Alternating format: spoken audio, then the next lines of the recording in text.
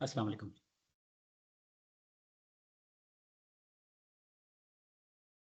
जी कोई एक कंफर्म कर दे जी, आवाज़ मेरी आ रही है और स्क्रीन नज़र आ रही है। वालेकुम अस्सलाम सर, यासिर बात कर रहा हूँ। स्क्रीन क्लियर है, आवाज़ भी क्लियर है। आपको मेरी आवाज़ आ रही है सर? जी आपकी आवाज़ आ रही है। थैंक यू जी, thank you very much. Thank you sir. अस्सलामुअलैकुम। आमर बतूल वालेकुम एडवोकेट।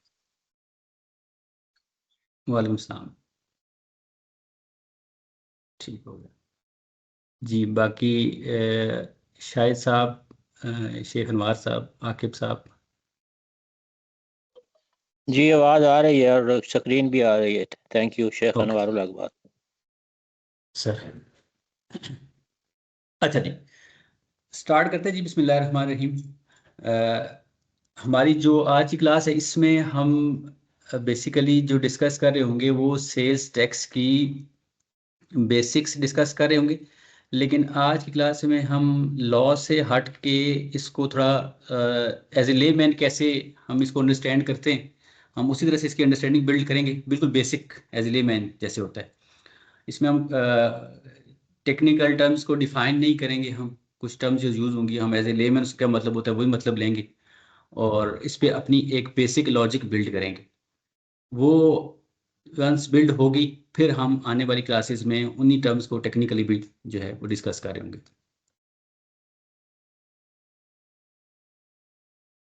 अच्छा, आई होप कि आप लोगों को एक्सेल की शीट अभी नज़र आ रही होगी। अच्छा, ये सेल्स टैक्स जैसा कि हमने ओरिएंटेशन में डिस्कस किया था, बेसिकली ये एक इनडायरेक्ट फॉर्म ऑफ टैक्स है। ये इसकी बिल्कुल अगर आप जब भी कोई गुड्स परचेज करते हैं या जब भी ग्रोसरीज आप करने जाते हैं तो वहाँ पे अगर आप देखें तो वहाँ पे जो गुड्स हैं या उनके ऊपर एक टैग, प्राइस टैग जो लिखा होता है, उस प्राइस टैग में प्राइस प्लस सेल्स टैक्स लिखा हुआ होता है। Price plus sales tax is equal to, for example 100 price है और प्लस उसमें 18 या 17 या जो भी रेट है उसमें ऐड हो जाएगा 18 रुपये या जितने भी हैं, और उसको लिखा हुआ है 118 रुपये। ठीक हो गया जी। तो ये आप उसमें देखेंगे सेल्स टैक्स में शामिल होता है। तो इसका लेकिन कभी भी आपको शॉपकीपर या जो आपको सेल कर रहा है वो आपको दोनों प्राइसेस को इलेक्ट करके नहीं बताता। वो आपको टोटल में ही प्राइस बताता है। इसको कहता है 118 रुपये फॉर एग्जाम्पल वो आपसे चार्ज करेगा। ठीक है, नोइंगली अनोइंगली आप उसको टैक्स पे कर रहे हैं उसमें। ठीक है, कुछ केसेस में आप पूछ भी लेते हैं, जैसे फॉर एग्जांपल आप हो सकता है आप रेस्टोरेंट के ऊपर जाएं तो वहाँ पे आप पूछ लें जी क्या इसमें टैक्स शामिल है, तो आपको बताएगा हाँ टैक्स शामिल है। लेकिन वो आपको प्राइस जब भी बताएगा तो प्राइस, इसीलिए इसको इनडायरेक्ट फॉर्म ऑफ टैक्स कहते हैं। बेसिकली ये प्राइस का ही पार्ट बन जाता है। ठीक है जी। अच्छा, अब ये वर्क कैसे करता है, इसकी चेन कैसे चलती है, वो ज़रा हम आज की क्लास में डिस्कस करेंगे। फॉर एग्जांपल एक गुड्स है, कोई भी गुड है, हम एग्जांपल ले लेते हैं। हम एक्स गुड है उसके हम एग्जांपल ले लेते हैं। और मैन्युफैक्चरर कौन है जी? मैन्युफैक्चरर वो होगा जो कि नाम से जाहिर है कि ये वो होगा जो इस गुड्स को या इस गुड को, स्पेसिफिक गुड को बनाने वाला होगा। हम पेन की एग्जांपल ले लेते हैं। फॉर एग्जांपल वो पेन बना रहे हैं। अच्छा, अब पेन वो बनाएगा तो उसके बनाने की कोई कॉस्ट होगी। हम एज्यूम कर लेते हैं उसके बनाने की जो कॉस्ट है वो 100 रुपीज़ कॉस्ट है। ये कॉस्ट में क्या है, ये उसके बनाने की कॉस्ट है। ठीक है जी। इसमें उसका रॉ मटेरियल भी शामिल होगा, उसमें उसकी लेबर भी शामिल होगी, उसके अलावा फैक्ट्री के जितने भी उसके एक्सपेंडिचर्स हैं वो सारे शामिल होंगे। तो कहेगा ये मेरी उसके बनाने की कॉस्ट है।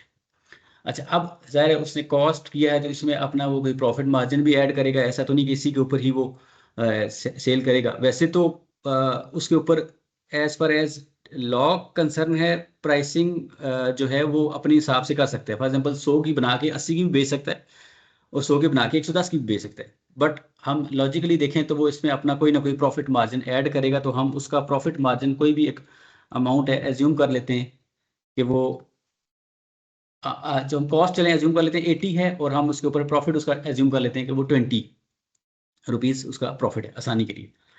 अच्छा, अब इसकी जो इन दोनों को ऐड करेगा तो बेसिकली ये इसकी सेल प्राइस बन रही होगी। इस पे वो अपने जो उसका कस्टमर है उसको बेचेगा। और हम एज्यूम करते हैं इसका जो कस्टमर है वो डिस्ट्रीब्यूटर है। मतलब मैन्युफैक्चरर जो है वो गुड्स बनाता है, फिर वो डायरेक्ट जाके एंड कंज्यूमर को नहीं सेल करता, वो बीच में उसकी चेन्स हैं, वो डिस्ट्रीब्यूटर को सेल कर रहा है। डिस्ट्रीब्यूटर कौन है? बेसिकली वो मैन्युफैक्चरर से गुड्स खरीदेगा और वो आगे हो सकता है होलसेलर को बेच रहा हो सकता है वो रिटेलर को बेच रहा हो, या हो सकता है डायरेक्टली एंड कंज्यूमर को बेच रहा हो। ठीक है जी। तो हम एज्यूम करते हैं कि ये मैन्युफैक्चरर जो सेल करेगा ये सेल करेगा इस डिस्ट्रीब्यूटर को सेल करेगा। अच्छा, अब जब इसको सेल करेगा तो यहाँ पे लॉ जो है अप्लाई हो जाएगा, वहाँ पे से कहा जाएगा जी आप यहाँ पे उसको सेल्स टैक्स चार्ज करें। किसको चार्ज करें? उस जिसको आप बेच रहे हैं उसको चार्ज करें। आप उससे आप सिर्फ 100 ना लें, आप 100 के ऊपर कोई अमाउंट टैक्स की भी ऐड करें। वो टैक्स जो है सेल्स टैक्स के नाम के साथ हम रेट, इसका जनरल रेट हम जो रेट हम वही यूज़ कर लेते हैं, वैसे रेट डिफरेंट भी हो सकते हैं, इसके ऊपर आगे चल के डिस्कशन होगी। 18% एज्यूम कर लेते हैं कि वो इसके ऊपर चार्ज कर लेता है। तो 100 में वो 100 का 18% वो इस सेल प्राइस का 0.18 उसको ऐड करेगा और टोटल जो प्राइस है वो 118 उससे रिसीव करेगा। ठीक है जी। अच्छा, अब डिस्ट्रीब्यूटर कितना पे कर रहा होगा? डिस्ट्रीब्यूटर मैन्युफैक्चरर को 118 रुपये पे कर रहा होगा।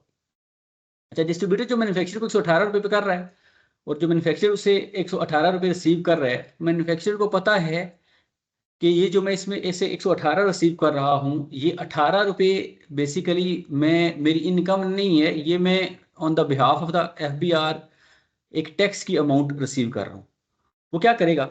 वो अब फॉर एग्जांपल उस मंथ एंड पे आता है, वो कहेगा मेरा जो टैक्स बनता है जो उसने रिसीव किया है, सेल्स टैक्स जो बनता है उसका, वो एज्यूमिंग नहीं है, इसी केस में एग्जांपल लेते हैं, ये एक ही ट्रांजेक्शन है, वो कहेगा मेरा 18 रुपये सेल्स टैक्स बन रहा है। ठीक है जी। ये बेसिकली उसका एक लाइबिलिटी बन रही है, या जो भी आपसे पेएबल कहें वो उसका बन रहा है। ठीक है जी। और ये क्या करेगा? ये गवर्नमेंट को पे कर देगा। ठीक है जी। एज्यूमिंग कि इसने ऑलरेडी कुछ पेड, ऑलरेडी इसका कुछ था नहीं, वैसे ऑलरेडी भी इसका कुछ हो सकता है इसने रॉ मटेरियल खरीदते वक्त कुछ पे किया हुआ हो, बट हम एज्यूम करते हैं कि इसने कुछ भी नहीं पे किया हुआ, तो ये गवर्नमेंट को दिस 18 रुपये गवर्नमेंट को पे कर देगा।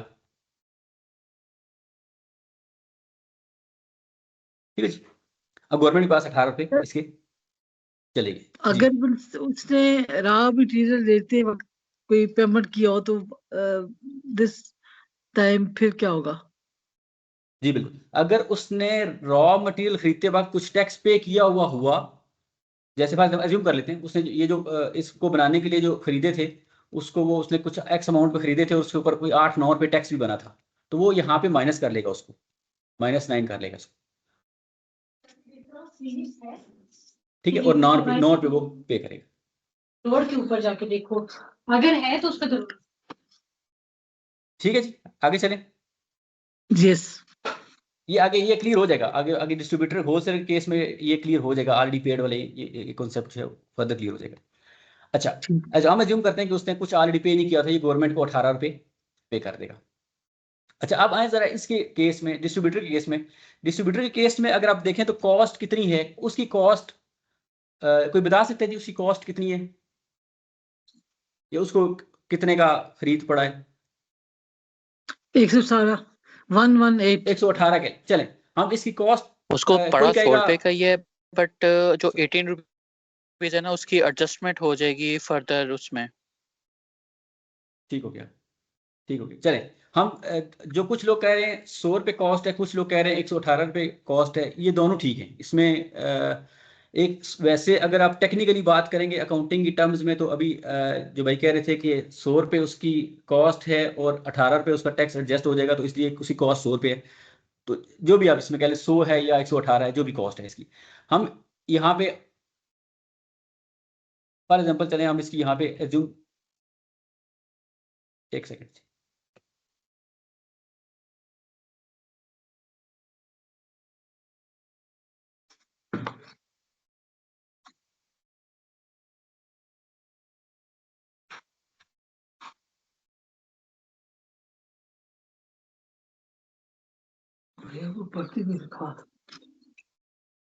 अच्छा जी, उसकी कॉस्ट बनेगी 100। अच्छा, इसमें आपने कंफ्यूज नहीं होना, जो 118 भी कह रहे हैं वो भी ये टैक्स कॉन्सेप्ट नहीं है, ठीक है, ये अकाउंटिंग का कॉन्सेप्ट है जी। यासिर साहब, सर ये पता नहीं मेरे लिए माइक्रोसॉफ्ट टीम्स का पहला एक्सपीरियंस है, या आपकी तरफ जी से जी तब्दीली हुई है या मेरे मोबाइल सिस्टम में कोई तब्दीली आ गई है कि अब इस वक्त मैं आपका स्लाइड्स नहीं देख पा रहा। सर आपकी अभी एक्सेल की स्क्रीन शीट आपको एक्सेल की शीट अभी नजर आ रही होगी। नहीं नजर आ रही, ये इसका मतलब ये है कि मेरे एंड पे कोई प्रॉब्लम आया है, मैं देखता हूँ। एक सेकंड थैंक हम यू। चेक कर लेते हैं, बाकी कोई कंफर्म करते हैं जी एक्सेल की शीट नजर आ रही है बाकियों को। नहीं नजर आ रही सर जी। ठीक, ये आपके एंड पे हुआ अच्छा है सर, सॉरी फिर सॉरी, थैंक यू। देखिए एक सेकंड, स्क्रीन शेयरिंग जो है वो लॉक हुई है, एक मिनट। यस जी ओके, सर, अब आ रही है। प्लीज अभी ठीक है। होगी, ओके जी। अच्छा, हम कहते हैं जो उसी वो कहते हैं जो मेरी कॉस्ट जो है वो लेट्स सपोज, वो कहता है जी लेट्स सपोज नो तो नहीं सर, करना चाहिए, यहाँ पे 100 रुपीज या 118 पे हो सकता था, तो हम 18 रुपये उससे क्योंकि आगे एडजस्ट हो जाएंगे, ये भी थोड़ी देर में एक्सप्लेन हो जाता है, तो उसकी कॉस्ट बनती है 18 रुपये। अच्छा, अब ये इसमें अपना प्रॉफिट मार्जिन ऐड करेगा। अब ये प्रॉफिट, कोई भी आप इसमें प्रॉफिट की अमाउंट एज्यूम कर लें, फॉर एग्जाम्पल ये 50 रुपीज इसमें ऐड करेगा।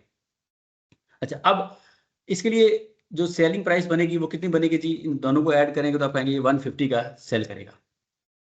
ठीक है जी। सेल्स टैक्स अगेन इसने भी 18, इसके ऊपर भी रेट 18 का है, तो ये क्या करेगा जी, इस अमाउंट के ऊपर 0.18 लगा के 27 इसका टैक्स बन जाएगा। और ये जो अमाउंट होल सेलर से रिसीव करेगा वो 177 रिसीव करेगा। यहाँ पे हम एज्यूम करें डिस्ट्रीब्यूटर जो सेल कर रहा है वो होल सेलर को सेल कर रहा है। ठीक है, होल सेलर कौन होता है, जो गुड्स खरीदता है डिस्ट्रीब्यूटर से या मैन्युफैक्चरर से या इंपोर्ट करता है और उसे होल सेल प्राइस के ऊपर, यानी होल सेल वो होता है जो कि बहुत थोड़ी मार्जिन के ऊपर कैश के ऊपर गुड सेल कर देता है। ठीक है, आसान लफ्जों में हम इसे यही ये समझ सकते हैं, वैसे इनकी डेफिनेशन भी आएंगी आगे चल के। तो ये क्या करेगा, होल सेलर से 177 रिसीव करेगा। अच्छा, अब इसने उससे 27 रुपये पे रिसीव किए हैं फॉर टैक्स। ठीक है जी, तो यहाँ पे उसकी जो सेल्स टैक्स की लाइबिलिटी बनेगी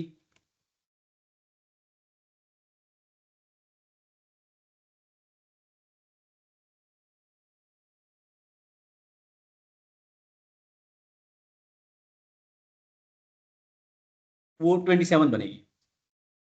ठीक है जी, इसने चूंकि होलसेलर से 27 लिया है, लेकिन अगर आप देखें तो ये वही पेन है जो कि 80 से लेके 150 तक आ गया है, ये वो पेन ही है। उसी पेन के ऊपर उसने ऑलरेडी कुछ टैक्स पे किया हुआ है। किसको पे किया था, जो डिस्ट्रीब्यूटर ने मैन्युफैक्चरर को पे किया था, और मैन्युफैक्चरर ने आगे गवर्नमेंट को पे कर दिया होगा। ठीक है जी। सर तो एक अब मिनट इसने जो, जी सर, इसमें ये बात है कि आपने कहा कि सेल्स टैक्स हम एज्यूम करते हैं कि 18% होगा। अगर जी 18% होगा तो फिर ये तो ठीक है 27 ही बनता है। ठीक है सर, सॉरी। 150 का हमने सिंपल फार्मूला लगाया, 150 का 18%। ठीक है सर, ठीक है, समझ ठीक है आ जी। गई। अच्छा, अब इसका 27 रुपये इसने होल सेलर से रिसीव किया, लेकिन इसने इसी गुड के ऊपर 18 रुपये ऑलरेडी पे कर दिया। ठीक है जी। तो ये डिफरेंशियल अमाउंट जो है वो गवर्नमेंट को पे करेगा, ये नॉन पे नहीं, गवर्नमेंट को पे करेगा। तो अगर आप देखें तो कमुलेटिवली अभी तक टैक्स कितना पे हुआ है, 18 रुपये मैन्युफैक्चरर ने पे कर दिया होगा डिस्ट्रीब्यूटर से लेके, और फिर डिस्ट्रीब्यूटर ने जब होल सेलर से 27 रुपये लिए तो उसमें 18 रुपये अपने वाला रख लिया, अपने पास रख लिया, क्योंकि वो अब उसने आगे पास ऑन कर दिया है। और 8-9 रुपये उसने जो उससे रिसीव किए थे, ये 27 रुपये पूरे हो गए। अब अगर आप इस स्टेज के ऊपर देखें तो ये कॉमुलेटिवली 27 रुपये किसने पे किए हुए हैं, कोई बता सकता है ये 27 रुपये एक्चुअली किसने पे किए हुए हैं? होलसेलर ने जी। जी, होलसेलर ने, क्योंकि अल्टीमेटली गुड्स उसके पास चली गई हैं अभी। ठीक है, मैन्युफैक्चरर ने, अगर आप देखें तो मैन्युफैक्चरर ने 18 रुपये गवर्नमेंट को पे किए थे, लेकिन उसने किससे लेके पे किए थे, उसने डिस्ट्रीब्यूटर से लेके पे किए थे। अब डिस्ट्रीब्यूटर ने जब वो 18 रुपये पे किए थे, तो जब उसने आगे गुड्स बेची तो उसने 27 रुपये रिसीव किए होलसेलर से। उस होलसेलर से 18 रुपये अपने वाले अपने पास रख लिए कि मैंने ऑलरेडी पे कर दिए, राइट, और बाकी डिफरेंशियल अमाउंट 9 रुपये पे कर दी। तो इफेक्टिवली ये 27 रुपये पूरा का पूरा ट्रांसफर हो चुका है होलसेलर के पास, उसने ये पे किए इफेक्टिवली। ठीक। ठीक है जी। अच्छा, अब होलसेलर भी ये कुछ करेगा, उसने भी गुड्स अपने अपने पास तो ही रखी, उसने भी तो गुड्स हो सकता है आगे बेचने के लिए रखी हूँ, अपने पास भी रख सकता है, वैसे वो अपने लिए भी यूज कर सकता है। अभी हम एज्यूम करें वो आगे बेचने के लिए कर रहे हैं, तो कॉस्ट कितनी बनेगी जी होलसेलर की, कोई बता सकता है? कॉस्ट 150 और प्लस उसके एसेट जो प्रीपेड सेल्स टैक्स है वो आ जाएगा 27 रुपीज। जी, इसका कॉस्ट इफेक्टिवली इसका बना है जो है जी 150 बना है, और इसके ऊपर वो अपना प्रॉफिट मार्जिन ऐड करेगा, हम एज्यूम कर लेते हैं ये भी 177 जी, या वन ठीक है, कोई 177 कह रहा है, कोई 150 कह रहा है, इसमें हम कंफ्यूज नहीं होते। वो अपने लिए कॉस्ट 150 समझ रहे हैं, क्योंकि उससे लगता है कि 27 रुपये मुझे वापस मिल जाएंगे, वो किसी और से रिसीव कर लेगा। तो कॉस्ट का मतलब ये होता है कि जो आपको प्राइस पड़े, जो आप किसी और से वापस मिल जाए, वो आपकी कॉस्ट तो नहीं है ना। फॉर एग्जाम्पल, अगर आप कहेंगे हम एक चीज़ खरीदने गए हैं और वो 200 की थी, वो कहते हैं मैं आपको 50 रुपये वापस कर देता हूँ, तो इसका मतलब आपको इफेक्टिवली कॉस्ट तो 150 की पड़ी ना, तो उसको कॉस्ट 150 की पड़ी। इसमें वो अपना एज्यूम कर लेते हैं, अगेन वो 50 रुपये अपना मार्जिन ऐड कर लेता है, तो उसकी जो सेलिंग प्राइस, उसकी जो प्राइस बनेगी वो 200 बनेगी। अच्छा, उस 200 के ऊपर वो अगेन वही रेट लगाएगा 36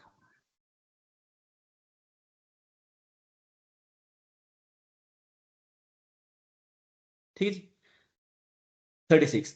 तो ये अब जो एज्यूम करते हैं ये बेच रहा है होल सेलर को, ये होल सेलर से जो अमाउंट रिसीव करेगा वो 236 की रिसीव करेगा, राइट। 236 में इसकी 200 तो सेल्स हैं और 36 इसका सेल्स टैक्स है। अगेन ये भी यही बिल्कुल यही काम करेगा, ये कहेगा जी मेरे 27 जो sales already tax, paid. Yes, sales tax liability बनती है जो इसने रिसीव की है रिटेलर से 36, और ऑलरेडी पेड कितना है जी 27 27। ये वाला 27 कह लें या ये वाला 27 कह लें, एक ही है, ये 27 ऑलरेडी पेड है। फिर 9 बचा।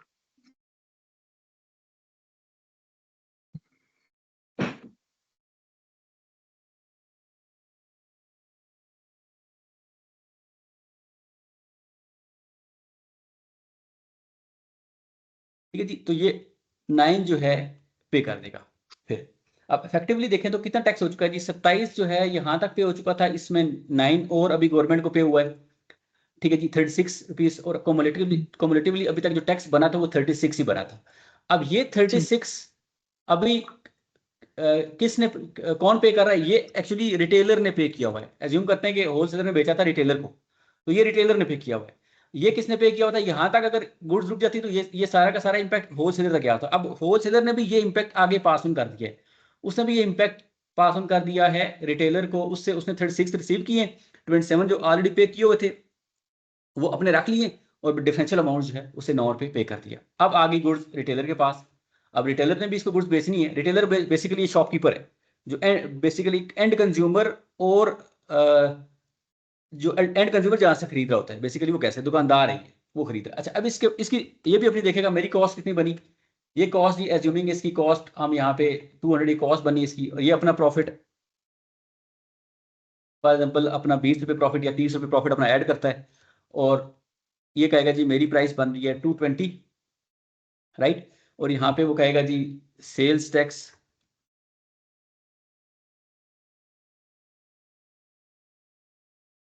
18 रुपये ऐड करेगा,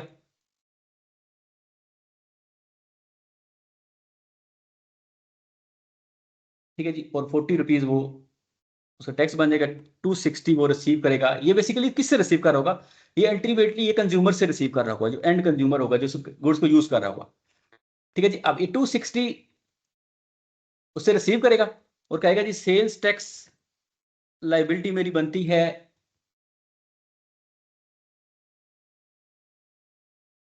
60 नहीं 40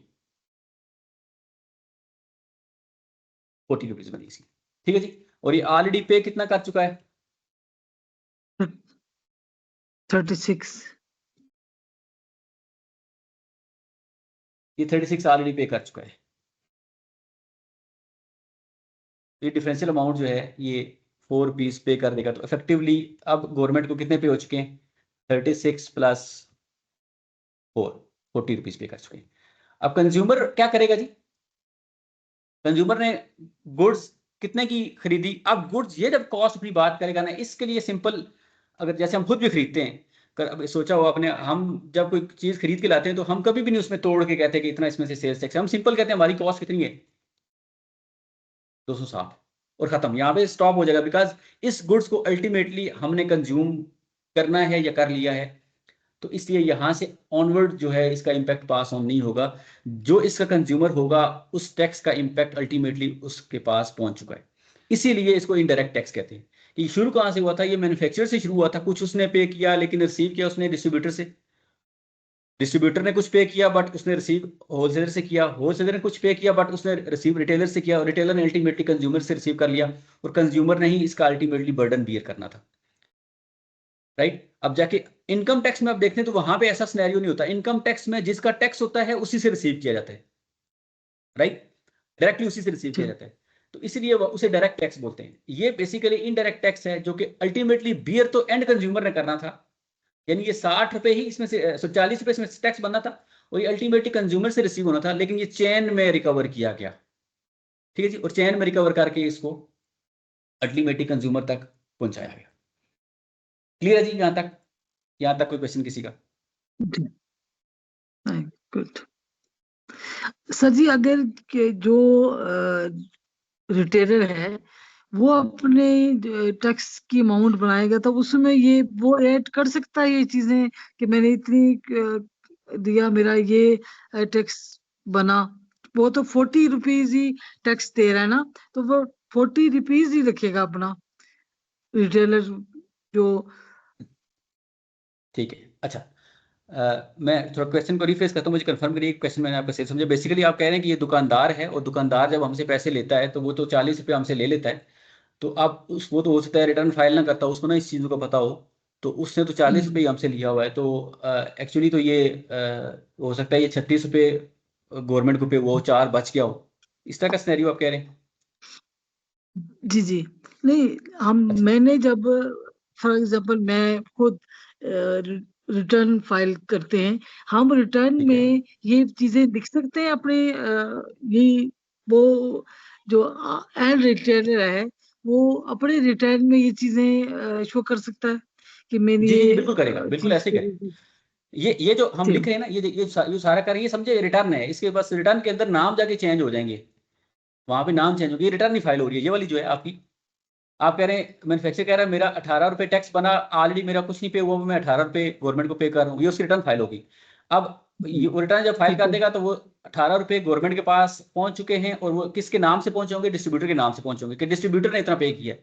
अब डिस्ट्रीब्यूटर कहेगा अच्छा ठीक मैंने है 27 रुपये गवर्नमेंट से सॉरी होलसेलर से रिसीव किए हैं, और 18 रुपये मैं ऑलरेडी पे कर चुका हूँ, राइट, और मैं 9 रुपये पे कर देता हूँ, तो ये उसकी रिटर्न फाइल हो रही है, ये ठीक है डिस्ट्रीब्यूटर की रिटर्न फाइल है। सिमिलरली रिटेलर क्या कहेगा मैंने 36 रुपये रिसीव किए हैं टैक्स के बाद में, मैं ऑलरेडी पे कर चुका हूँ 27, और डिफरेंशियल अमाउंट 9 रुपये अभी पे कर, ये उसकी रिटर्न होगी। और रिटेलर की रिटर्न क्या होगी अगर वो फाइल कर रहा है? तो यहाँ अभी हम डिस्कस करेंगे क्या हर रिटेलर, हर दुकानदार जो मोहल्ले में आपका शॉपकीपर, क्या वो भी रिटर्न फाइल कर रहा है? वो हो सकता है ना कर रहा हो, उस केस में भी डिस्कस करेंगे हम।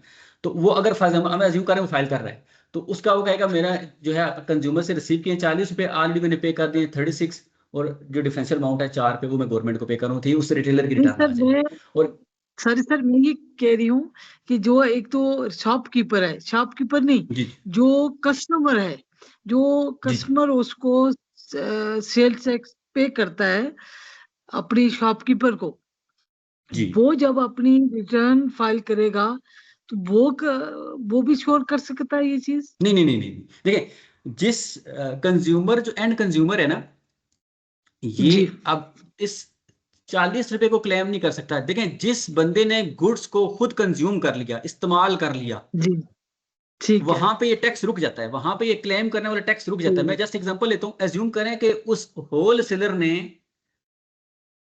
जब रिटेलर को बेचा तो रिटेलर ने गुड्स खुद कंज्यूम कर ले, तो यहाँ पे वो क्लेम करने वाली बात खत्म हो जाएगी। ठीक गुड है, जैसे हमने यहाँ पे ठीक अभी हमने पूरी चेन में जाके एंड पे कहा है ना कि आप कंज्यूमर को कॉस्ट पड़ गई ठीक 260 रुपए, राइट, तो जी जहां बिल्कुल पे गुड्स कंज्यूम हो जाती हैं वहां से ऑनवर्ड हम क्लेम नहीं करते। ये जो ऑलरेडी पेड वाला टैक्स हम तभी क्लेम करेंगे जब हम इसको फर्दर सेल करेंगे, राइट। अब कंज्यूमर ठीक यहाँ बात खत्म हो गई, वो अब ये नहीं कहेगा मैंने 40 पे किया है। हाँ, अगर कंज्यूमर की जगह कोई और बंदा है और उसे बेचना चाहता है, वैसे तो रिटेलर एंड वाला बंदा होता है, लेकिन अगर कंज्यूमर की जगह कोई और बंदा उसे बेचना चाहता है, अगर वो बेचेगा तो फिर उसमें एडिशनल अमाउंट ऐड करेगा, और जो ऑलरेडी 40 है वो उसको क्लेम कर लेगा। ठीक है जी, इसे हम ठीक क्लेम करना कहते हैं कि इसे जो है क्लेम कर लिए जो ऑलरेडी पे टैक्स किया हुआ है। जी यासिर साहब, आपका क्वेश्चन? सर क्वेश्चन क्या है, मैं थोड़ा सा मैं प्रैक्टिस भी करता हूँ, मैं बैंकर हूँ एक्स एक्स तो यहाँ पे छोटी सी जी चीज आपकी सपोर्ट के लिए बोलना चाहूंगा कि क्योंकि सेल्स टैक्स में रजिस्टर्ड लोग ही सेल्स टैक्स को क्लेम करते हैं और रिटर्न्स फाइल करते हैं, कंज्यूमर रजिस्टर्ड नहीं होता तो कंज्यूमर ने तो वो रिटर्न भी नहीं फाइल करनी। सेल्स टैक्स की रिटर्न सेल्स टैक्स के साथ ही है, इनकम टैक्स की रिटर्न इनकम टैक्स की है, तो यहाँ पे सेल्स टैक्स की बात हो रही है तो सेल्स टैक्स की रिटर्न में मंथली फाइल की जाएगी। अब कंज्यूमर तो रिटर्न नहीं फाइल करेगा ना सेल्स टैक्स की, बिल्कुल तो ठीक, लिहाजा वो बिल्कुल ठीक बात कोई है। वो इसका कोई बेनिफिट, मेरे पास बहुत सारे लोग सवाल लेके आते हैं कि सेल्स टैक्स का हमें कोई बेनिफिट है, तो मैंने कहता हूँ कोई बेनिफिट नहीं आपको, ये कोई आपके बेनिफिट ऊपर नहीं, एंड लायबिलिटी नहीं कंज्यूमर पे की कोई करनी है। बेनिफिट नहीं। हाँ बिल्कुल सही जी। बात, बिल्कुल सही बात। असल में हम सर यहाँ पे कोशिश कर रहे हैं कि अभी वो उस तरह के टर्म्स यूज ना करें ना, कि रजिस्टर्ड पर्सन है, अनरजिस्टर्ड पर्सन है, रिटर्न, वो उस तरह के टर्म्स यूज नहीं करना चाह रहा, इस क्लास में नहीं करना चाह रहे, क्योंकि बेसिक से स्टार्ट कर रहे हैं ताकि एज ए ले मैन हम इसकी अंडरस्टैंडिंग बिल्ड करें, सो फोर्थ इसमें हम इंशाल्लाह वो चीज़ें ऐड करते हैं। बिल्कुल ठीक बात है।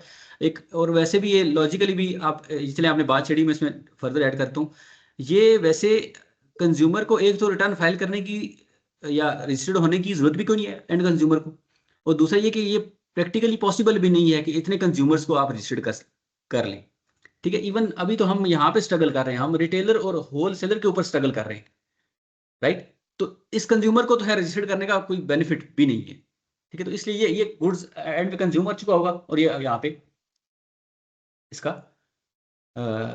इसको ये इम्पैक्ट पास ऑन हो जाएगा, इसलिए हम कहते हैं कि ये इनडायरेक्ट टैक्स है। ठीक है जी। अच्छा, अब यहाँ तक कोई और क्वेश्चन जी किसी का? Okay sir. अच्छा, अब इसके लिए जो आपने यहाँ पे आपने देखा ना, ये जो टर्म यूज हो रही है, sales tax liability, already paid, इनके लिए ना हम जो टर्म्स यूज करते हैं वो एक टेक्निकल टर्म्स हम लॉ के अंदर यूज करते हैं। फॉर एग्जांपल, हम एक टर्म यूज करते हैं आउटपुट, ये पहले वाली जो ये वाली जो लाइन है, इसके लिए हम टर्म यूज करते हैं आउटपुट टैक्स। आसान लफ्जों में ये सिंपल ये समझ लें, जब हम सेल करते हैं तो उस वक्त जो टैक्स चार्ज करते हैं उसे हम आउटपुट टैक्स बोलते हैं। क्लियर जी? और जो ऑलरेडी पे कर चुके होते हैं उसे हम बोलते हैं इनपुट टैक्स।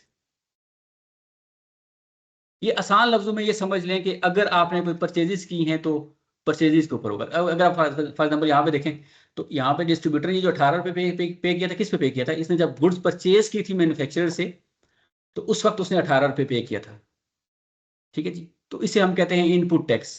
ठीक है जी, ये आसान लफ्जों में आउटपुट का मतलब यह है सेल्स पे है, और इनपुट का मतलब जो है ये परचेज के ऊपर है। तो ये टर्म्स आगे चल के हम यूज करेंगे आउटपुट इनपुट टैक्स का। यहाँ पे आप आसान लफ्जों में इसका ये समझ लें कि सेल के ऊपर अगर हम फर्दरेंस एक्टिविटी कर रहे हैं उसमें, तो उसके ऊपर जो हम जो किसी को से रिसीव करेंगे, अपने कस्टमर से रिसीव करेंगे, उसे हम आउटपुट टैक्स करेंगे। और जो हम ऑलरेडी पे कर चुके होंगे, हम जिसके कस्टमर थे उसको, जो हमारा वेंडर था उसको हम जो पे कर चुके हैं, वो हमारा इनपुट टैक्स होगा। इन दोनों के डिफरेंस से जो हमारा बेसिकली रिटर्न फाइल हो रही होगी कि output tax minus input tax, ये हमारी बेसिकली रिटर्न फाइल हो रही होगी। और इसी को ही हम आगे चल के प्रैक्टिकली भी देखेंगे आईआरएस के ऊपर कैसे फाइल करते हैं। ठीक है जी। अच्छा, अब ये तो चले हमने एक पूरा एक साइकिल डिस्कस कर लिया। अच्छा, अब इसमें आएंगी टेक्निकलिटीज, आएंगी चीज़ें आएंगी। फॉर एग्जांपल यहाँ पे अब बहुत सारे क्वेश्चन अराइज होंगे। जैसे अगर मैं सबसे पहले बात करूं तो हमने कहा था गुड्स के ऊपर होगा। अभी गुड्स, जी शायद साहब आपका क्वेश्चन है।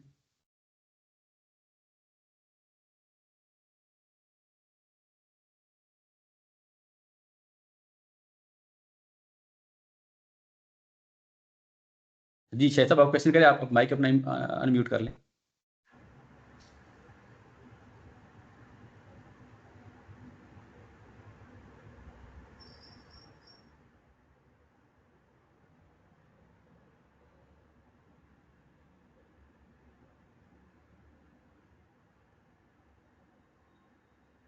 शायद साहब आपकी आवाज़ नहीं आ रही।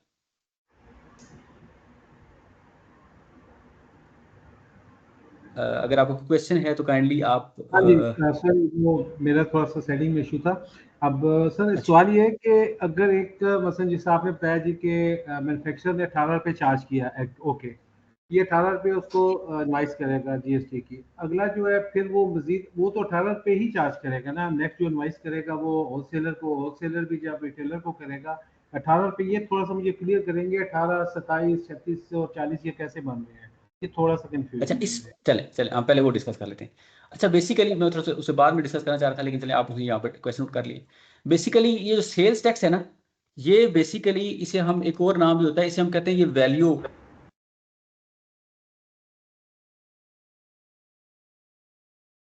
एडिड टैक्स है। ठीक है जी। अब होलसेलर ने 100 रुपीज के ऊपर 18 रुपए चार्ज किए, राइट। अब डिस्ट्रीब्यूटर इसको सेम अमाउंट पे कैसे कर, 18 पे तो नहीं, वो तो उसमें अपना मार्जिन ऐड कर रहा है 50 रुपए,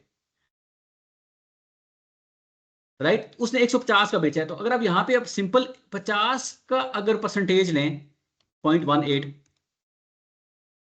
तो डिस्ट्रीब्यूटर ने बेसिकली इस एडिशनल अमाउंट का 9 रुपए जो है वो पे करना है होलसेलर से लेके, तो जो इसने अपना मार्जिन ऐड किया है। ठीक है, तो इसे हम कहते हैं जो इसमें वैल्यू ऐड होती जाएगी उसमें फर्दर टैक्स भी ऐड होता जाएगा। ये जो टैक्स इंक्रीज हो रहा है ना 18 से 27, 27 से 36, 36 से 40, अब ये देखें तो ये डिफरेंस जो अमाउंट है, ये जो वैल्यू ऐड हो रही है ना उसमें, जो पहले 100 थी, 100 से 150 हो गई, 150 से 200 हो गई, 200 से आई थिंक 220 हो गई थी। तो इनका अगर आप ले लें, यहाँ पे से 9 आंसर आया था हमारा, तो यहाँ पे 9, यहाँ भी आप चेक कर लें, यहाँ भी 9 रुपीज एडिशनल अमाउंट पे की थी, यहाँ भी आप चेक कर लें। तो ये बेसिकली जो अपना मार्जिन ऐड कर रहा है, उसमें प्रॉफिट ऐड कर रहा है, इसका उससे अपने कस्टमर से वो रिसीव कर रहा है, और वो अमाउंट जो है वो गवर्नमेंट को पे कर रहा है। तो इसलिए वो अमाउंट चेंज हो रही है। जो आपका क्वेश्चन है ना कि अब वो उसमें 18 रुपये ही बनना चाहिए था, तो 18 तभी बनता है जब प्राइस सेम होती। जब प्राइस बढ़ती जा रही है तो फिर उसमें जो ऐड अमाउंट होती जा रही है उसके ऊपर भी टैक्स होगा। क्लियर है? सर जी ये जरा आउटपुट और इनपुट टैक्स जरा समझा दें, मेरे ये क्लियर नहीं हुआ। सॉरी, दोबारा क्वेश्चन करते हैं। इनपुट टैक्स क्या होता है? आउटपुट और इनपुट टैक्स का मुझे जी जी, क्लियर नहीं अच्छा हुआ। ठीक है। तो जी जी जी, मैं सिंपल ये कह रहा हूँ कि ये वाली जो लाइन है हमारी, ये वाली लाइन जिसको हमने कहा था सेल्स टैक्स लायबिलिटी, ये वाली लाइन इसको हम आउटपुट टैक्स बोलते हैं, इस वाली लाइन को हम इनपुट टैक्स बोलते हैं। ये टेक्निकल टर्म्स है। आउटपुट टैक्स क्या होता है? जब हम किसी अपने कस्टमर को सेल करेंगे तो जो उससे टैक्स लेंगे उसे हम बोलते हैं वो हमारा आउटपुट टैक्स है, यानी सेल के ऊपर जो टैक्स है वो आउटपुट टैक्स है। लेकिन जब हमने परचेज किया था तो उस वक्त जो हमने पे किया था वो हम उसे कहेंगे इनपुट टैक्स है। ठीक है जी, लाइन 1 आउटपुट टैक्स है और लाइन 2 जो है इनपुट टैक्स है। इसके फर्दर और भी इसमें चीजें शामिल हैं आउटपुट टैक्स में, इनपुट टैक्स में, वो हम आगे चल के एक्सप्लेन करें। अभी बिल्कुल एज ले मैंने इसको समझने की कोशिश कर रहे हैं। तो उसके मुताबिक आउटपुट टैक्स और इनपुट टैक्स की फिलहाल आप डेफिनेशन यही समझें कि सेल के ऊपर आउटपुट है और इनपुट जो है वो परचेज के ऊपर है। ठीक है सर। ठीक है जी। अच्छा जी, अब आई होप कि शायद साहब आपका क्वेश्चन क्लियर होगा, अगर नहीं है तो आप फिर दोबारा पुट कर सकते हैं क्वेश्चन।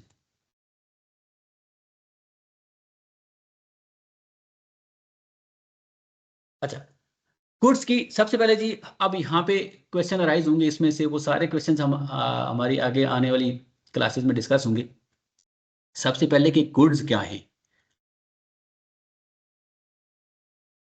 गुड्स क्या, हर गुड्स, वैसे तो हर एक टेंजिबल चीज को गुड कहते हैं। फॉर एग्जांपल एक मोबाइल फोन भी एक गुड है, और आप ग्रोसरी परचेज करें वो भी एक गुड है, डायरी भी एक गुड है, लैपटॉप भी एक गुड है। ठीक है, हर टेंजिबल चीज, टेंजिबल से जिसे आप हम जिसे फिजिकल सब्सटेंसेस किया है जिसको हम छू सकते हैं वो गुड है। ठीक है जी। लेकिन हम यहाँ पे देखेंगे कि यहाँ पे गुड्स की स्पेसिफिक डेफिनेशन की गई है।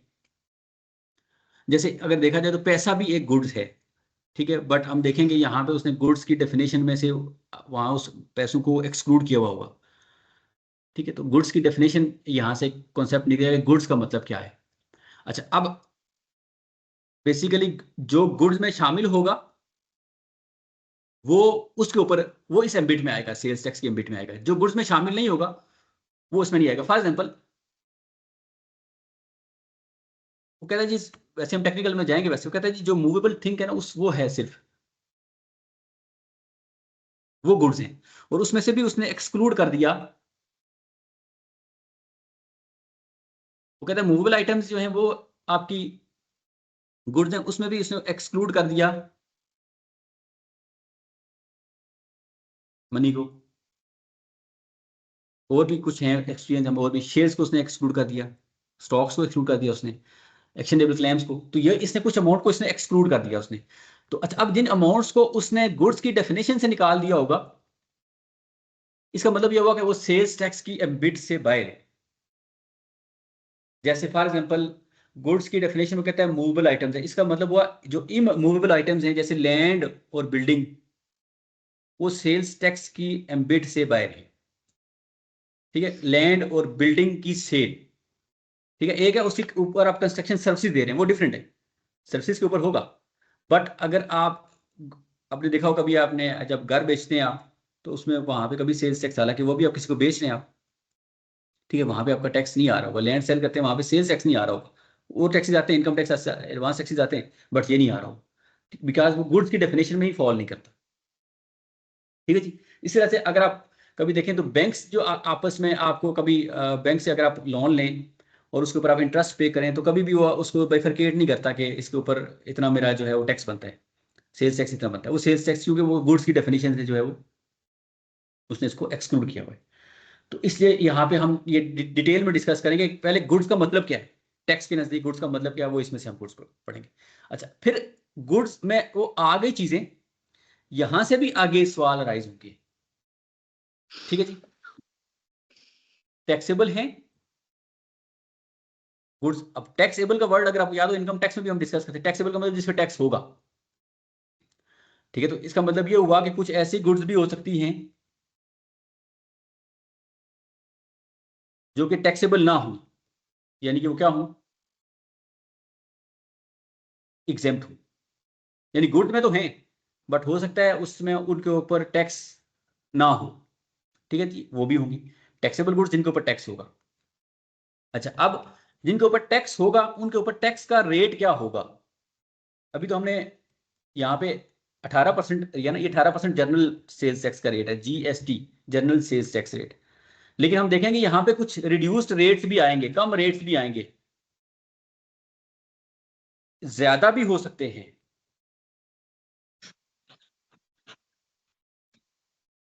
राइट, और एक और भी कि जीरो भी हो सकता है, रेट है तो सही लेकिन जीरो रेट है, ये भी हो सकता है। अब आप यहाँ पे सवाल आ गया, जिसके ऊपर जीरो है और जिसके ऊपर एग्जाम्प्ट है, दोनों में फर्क होगा या दोनों का अल्टीमेटली इंपैक्ट तो एक ही है, बट हम देखेंगे इनमें भी फर्क होगा। तो ये भी हम डिस्कस करेंगे, टैक्स के रेट्स क्या हैं। 18% हमारा नॉर्मल रेट है, लेकिन इसमें हमें कम वाले रेट्स भी मिलेंगे। कुछ गुड्स होंगे जिनके ऊपर कम रेट्स होंगे, कुछ ऐसे होंगे जिनके ऊपर ज्यादा रेट्स होंगे। ठीक है जी, और कुछ ऐसे होंगे जिनके ऊपर रेट होगा तो सही, बट उनके ऊपर रेट जो है वो जीरो का रेट होगा। ठीक है जी। अच्छा, अब और भी आगे कॉन्सेप्ट्स आएंगे उसमें। फॉर एग्जाम्पल हमने अभी देखें तो यहाँ पे अगर आप देखें ऊपर, हमने आउटपुट में से, इसको हमने आउटपुट बोला था, और इसमें से हमने ऑलरेडी पेड यानी कि इनपुट माइनस किया था। ठीक है जी। अच्छा, अब दूसरे लफ्जों में ये कह सकते हैं कि इसने 27 रुपये होल सेलर से रिसीव किए थे, 18 रुपये क्लेम कर लिए। ठीक है, इनपुट क्लेम कर लिया। ठीक है जी, हम इसे बोलते हैं, इसका टर्म यूज करते हैं, इनपुट क्लेम कर लिया हमने। ठीक है, और डिफरेंशियल अमाउंट उसने 9 रुपये पे कर दी। अच्छा, अब यहाँ पे भी इनपुट के क्लेम के ऊपर भी, यानी ऑलरेडी पेड किया हुआ टैक्स, इसके ऊपर भी कुछ कॉन्सेप्ट्स आएंगे और बड़े इंपॉर्टेंट कॉन्सेप्ट्स आएंगे। फॉर एग्जाम्पल, एक बंदा जो है वो मोबाइल फोन भी सेल करता है और लैपटॉप भी सेल करता है, और वो कुछ और गुड्स भी इलेक्ट्रॉनिक्स की सेल कर रहा है। तो अगर फॉर एग्जाम्पल उसने खरीदा मोबाइल फोन है और उसके ऊपर कुछ टैक्स पे कर दिया है, और जब वो बेच रहा होगा लैपटॉप, तो क्या वो मोबाइल फोन वाला टैक्स जो है लैपटॉप वाले टैक्स के अगेंस्ट परचेज कर लेगा, क्लेम कर लेगा? ये सवाल है। ये सारे क्वेश्चन जो है वो एड्रेस होंगे कि इनपुट टैक्स का जो क्लेम है इसके ऊपर हम क्या क्या कॉन्सेप्ट्स आएंगे, इसके ऊपर कुछ रिस्ट्रिक्शंस भी आएंगी इनपुट टैक्स का क्लेम करना। ठीक है जी, इसके ऊपर कंप्लीट टॉपिक होगा जी, ये हम डिस्कस करेंगे कि क्या ये हम हमेशा जो ऑलरेडी पेड टैक्स हुआ करेगा वो क्लेम कर लिया करेंगे, या इसमें कुछ रिस्ट्रिक्शंस हुआ करेंगी, उन रिस्ट्रिक्शंस को हम फिर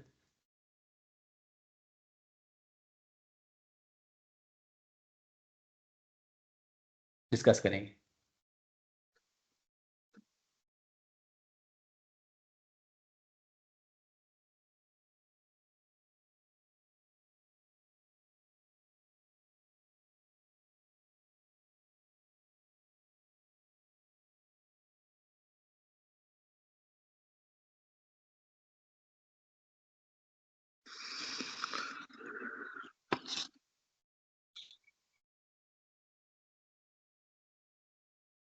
अच्छा, इसी तरह से अभी हम थोड़ी देर पहले बात कर रहे थे ये आउटपुट टैक्स को भी हम डिटेल में डिस्कस करेंगे कि इसमें क्या क्या आता है। ठीक है जी, ये इसमें टर्म्स एक्सप्लेन होंगी।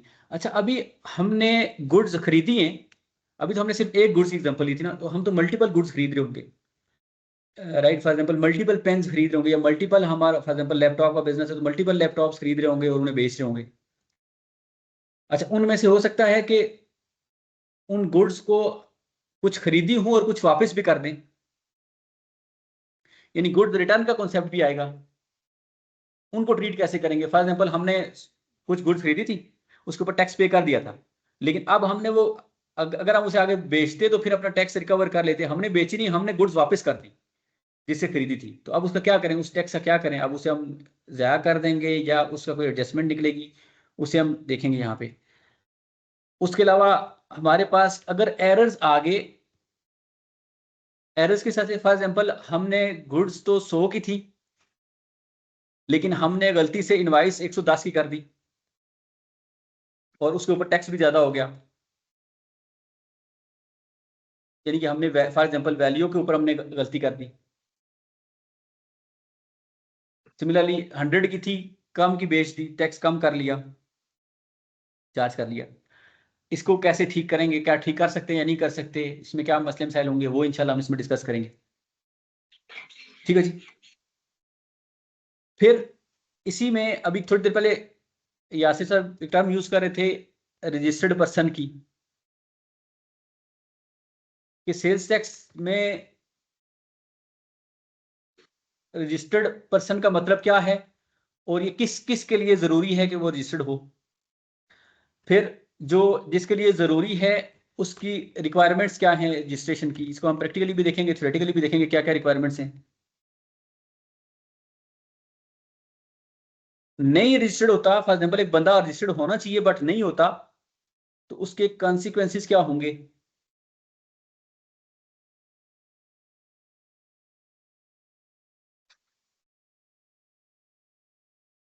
ठीक है जी।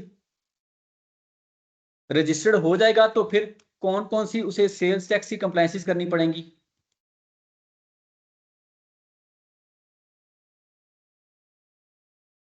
मंथली करनी पड़ेंगी, ईयरली करनी पड़ेंगी, या पीरियोडिकली करनी पड़ेंगी? वो सारी हम इसमें डिस्कस करेंगे। रिटर्न्स के अंदर मसले मसाइल आए और उसमें जो इश्यूज आएंगे वो जो हमें एफबीआर हमसे इसके क्वेश्चंस करेगा उसको कैसे जवाब देने, वो भी इंशाल्लाह हम इसमें कवर कर रहे होंगे। बेसिकली ये सारे पॉइंट्स हमारे ऊपर वाले इस क्वेश्चन में से अराइज होते हैं, ये इंशाल्लाह आने वाले टॉपिक्स में ये टेक्निकली भी डिस्कस कर रहे होंगे। इसमें अभी हमने जो भी अभी तक हमने बिल्ड करने की कोशिश की है वो हमने without using the technical terms कोशिश की है। कुछ यूज़ किए हैं हमने टर्म्स, लेकिन अभी वो भी हमने एज ए ले मैन ही यूज़ किए हैं, अभी हमने उनको भी हमने कंप्लीटली डिस्कस नहीं किया। ठीक है जी। तो आने वाली क्लासेस में इनको हम कंप्लीटली डिस्कस कर रहे होंगे। अभी तक इस पूरे साइकिल में जो सेल्स टैक्स का साइकिल चलता है, इसमें किसी क्वेश्चन है तो काइंडली डिस्कस कर पूछ सकते हैं।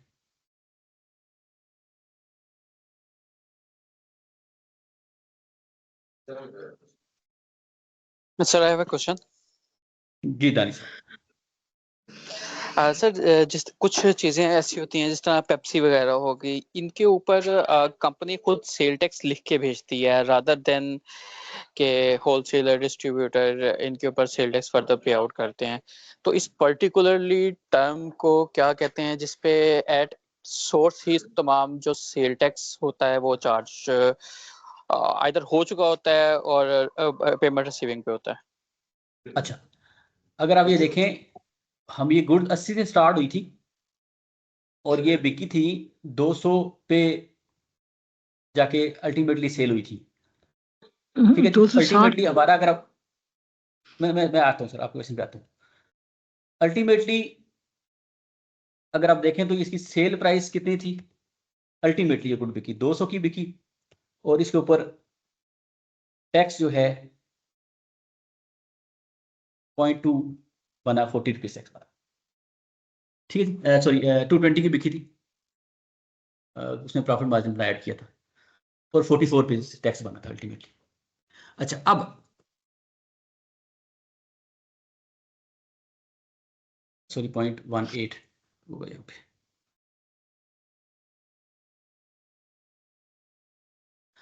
40 रुपीज़, ठीक है, 39.6 या 40 रुपीज़। अच्छा, अब आपका जो क्वेश्चन है, कुछ ऐसी गुड्स होंगी जिस पे टैक्स जो है ये 40 रुपये चेन में रिकवर, अभी तो चेन में रिकवर हो रहा है ना, ऐसा भी हो सकता है कि जो मैन्युफैक्चरर हो उसी को कह दिया जाए कि ये 40 रुपये पूरा का पूरा वहीं पे करो। बेशक आपने बेचा 80 का है उसको, तो आप 80 रुपये 18% ना लगाओ आप, क्योंकि अल्टीमेटली इस गुड्स ने 220 का बिकना है। आपने प्राइस बेसिकली नॉर्मली मैन्युफैक्चरर ही डिटरमिन कर रहा होगा ना प्राइस, कि अल्टीमेटली कंज्यूमर को कितने बिकेगी। तो उसे कह दिया जाएगा कि अच्छा ठीक है, आपने जो सेल किया है, सेल जो प्राइस है आपकी, जो आपने सेल प्राइस कंज्यूमर को, जो अपने डिस्ट्रीब्यूटर को चार्ज की है, वो तो आपने 100 की है। लेकिन आप ऐसा करें, जो आप सेल प्राइस आपकी एंड कंज्यूमर की है, वो आपको पता है कि कितनी है। जैसे इस केस में 220 है, तो यहाँ पे हो सकता है कंज्यूमर को कुछ स्पेसिफिक गुड्स के ऊपर कहा जाए कि आप टैक्स जो है वो 100 पे ना लें दें, आप टैक्स 220 पे आप अभी ही पे कर दें, पूरा 40 रुपये अभी ही आप पे कर दें, और अब से ऑनवर्ड जो भी इससे अपना आगे फर्दर बेचता जाएगा तो वो क्लेम करता जाएगा अपना। यानी गवर्नमेंट को टोटल 40 रुपये, ऐसा भी हो सकता है कि मैन्युफैक्चरिंग के स्टेज के ऊपर ही पे हो जाए, जैसे आप कुछ गुड्स एग्जांपल दे रहे हैं, ये ऐसा भी हो सकता है टैक्स की कलेक्शन को आसान करने के लिए। इसके लिए एक टर्म यूज किया जाता है कि थर्ड शेड्यूल के आइटम्स हैं, कुछ आइटम्स हैं, थर्ड शेड्यूल है टैक्स के अंदर, उसे हम पढ़ेंगे। उसमें जो टैक्स चार्ज किया जाता है वो हमारी सेल प्राइस पे नहीं, वो अल्टीमेटली एंड वाली जो रिटेल प्राइस होती है उस पर चार्ज कर लिया जाता है। तो बिल्कुल ऐसा भी कलेक्शन का तरीकाकार ऐसा भी हो सकता है, ठीक है, कि डायरेक्टली जो है वो पहली स्टेज पे ही कलेक्ट कर लिया जाए। अगर सारा टैक्स पहली स्टेज पे कलेक्ट कर लिया जाएगा तो उस केस में सिंपल जो बीच वाले लोग होंगे उन्हें कुछ भी नहीं करना, उन्हें उनका क्यों मैक्सिमम अमाउंट कलेक्ट हो चुका है, वो आगे आगे से कलेक्ट करते जाएंगे, वो भी 40 रुपये कलेक्ट करते जाएंगे। ये 40 माइनस 40 कर लेगा, ये भी 40 माइनस 40 कर लेगा, ये भी 40 माइनस 40 कर लेगा, ठीक है, क्योंकि टैक्स सारा का सारा जो टोटल टैक्स है वो ऑलरेडी स्टेज 1 पे ऊपर कलेक्ट हो चुका है। ये भी बिल्कुल एक मोड हो सकता है टैक्स की कलेक्शन का, कि हम उसे चेन में रिकवर करने बजाय। लेकिन याद रखिएगा, ये इसकी नेचर चेंज नहीं हुई, नेचर अभी भी ये वैल्यू एडिशन वाली ही है, क्योंकि अल्टीमेटली इसने कलेक्शन इसकी हो गई है, इकट्ठी हो गई है 40 पे एक स्टेज के ऊपर। अल्टीमेटली वो 40 स्टेज में कलेक्ट होना था, अभी वो कलेक्शन उसकी पहले हो गई है, लेकिन हुआ ये वैल्यू की एडिशन के ऊपर ही टैक्स है, ठीक है। 80 से लेके 220 तक जो अमाउंट बनी है उसी में जो अमाउंट ऐड हो रही है उस 220 के ऊपर अल्टीमेटली जो बन रहा है वो हम स्टेज 1 पे ही कलेक्ट कर सकते हैं। तो कलेक्शन के तरीकाकार कुछ ऐसे भी हो सकते हैं। जी तानी सर। जी सर, Clear है? Thank you, I got your point. ठीक है जी, ओके जी। कोई और जी, किसी का क्वेश्चन? अगला चैप्टर